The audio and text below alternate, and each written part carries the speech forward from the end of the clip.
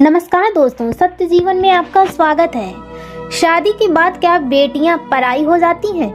पति 2 दिन के लिए ऑफिस के काम से दूसरे शहर जा रहा था तो पत्नी से बोला कि चलो तुम्हें तुम्हारे मायके छोड़ देता हूँ, अकेली यहाँ घर में रहकर क्या करोगी और तुम बहुत डरपोक भी हो। वह खुशी खुशी तैयार हो गई।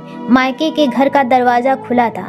माँ और बाबा बाहर बालकनी में बैठे खाना खा रहे थे। अचार और चटनी के साथ हालचाल पूछने के बाद उसने अपने बाबा से कहा, आप तो कभी अचार और चटनी के साथ रोटी नहीं खाते, तो आज क्यों?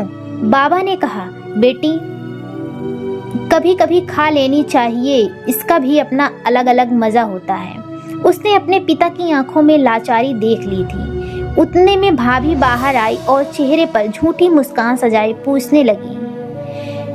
उसने कहा कि रहने आई हैं? उसने खुश होते हुए कहा, भाभी मेरे पति 2 दिन के लिए दूसरे शहर गए हैं तो मुझे यहाँ छोड़ गए हैं। भाभी कहने लगी, बैठो तुम्हारे लिए चाय पानी लेकर आती हूँ। वह भी अपने माता पिता के खाए हुए बर्तन समेटने लगी और कहने लगी, मैं भी भाभी की मदद कर देती हूँ और साथ ही भैया से भी मिल लूंगी।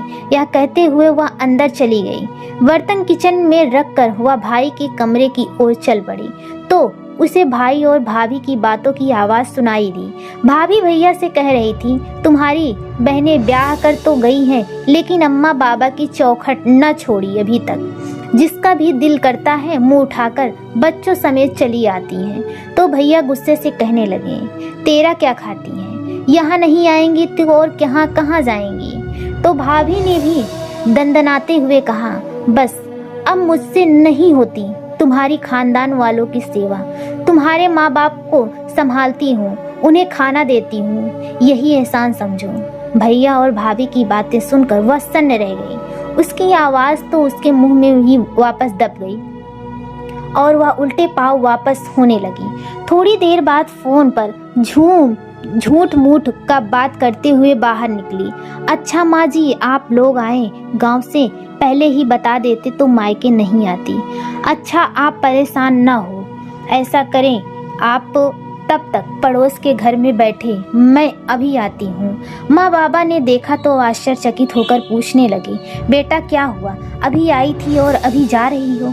कहने लगी, नहीं माँ बाबा, मेरी सासू माँ और ससुर जी आए हैं, उन्हें ऐसे कैसे छोड़ दूं? अभी जाती हूँ, फिर कभी आ जाऊंगी। आप दोनों अपना ख्याल रखिएगा।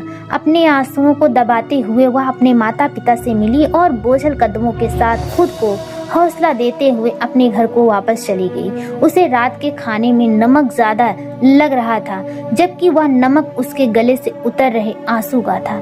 यह सच है कि मैं माँ बाप से होते हुए, लेकिन कभी कभी उनके होते हुए भी वह बेबस हो जाती।